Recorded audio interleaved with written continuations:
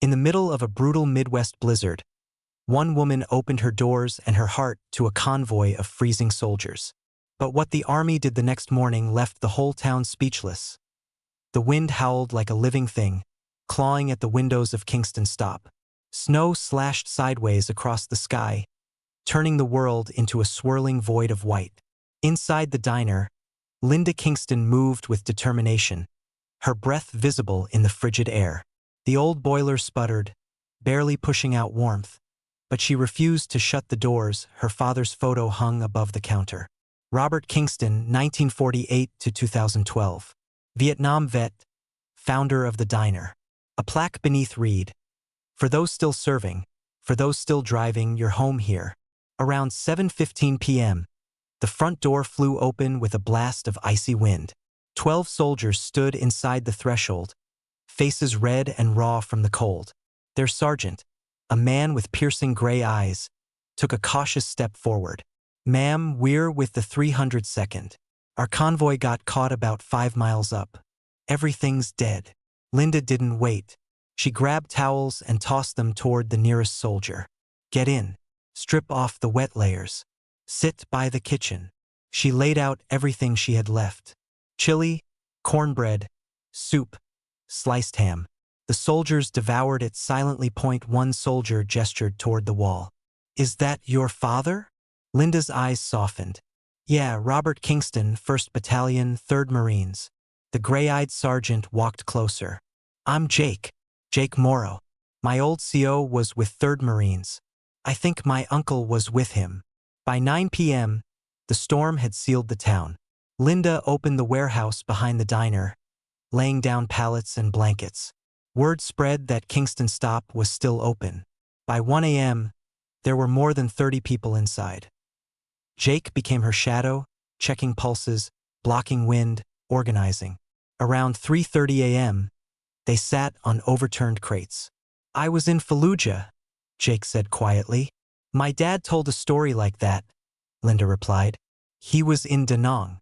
He started this place to make peace with it." Just before dawn, a burst pipe exploded. Panic rippled through the shelter.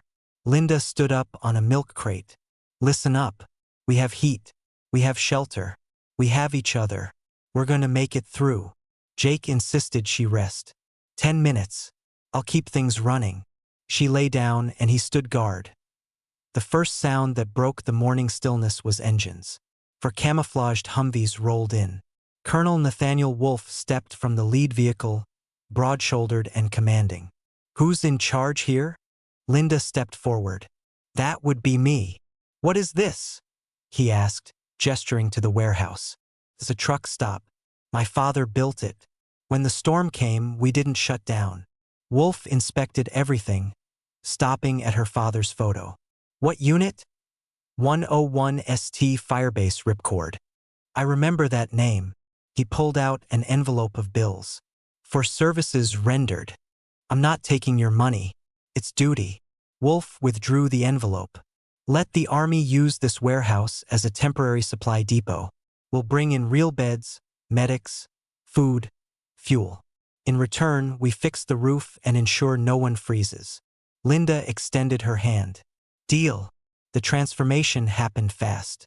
Army engineers replaced the roof. Fuel barrels rolled in. Veterans from town showed up to help.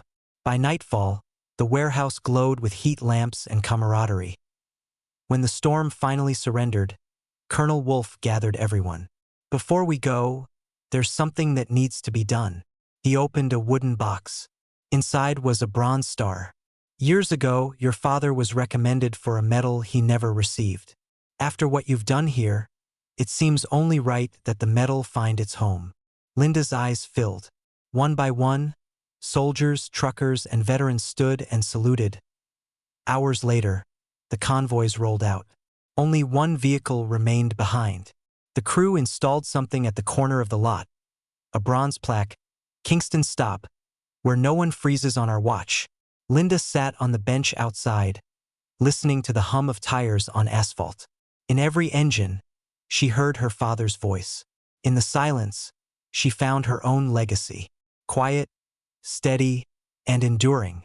A home for those who serve, a haven for those forgotten, a place where no one is ever left out in the cold.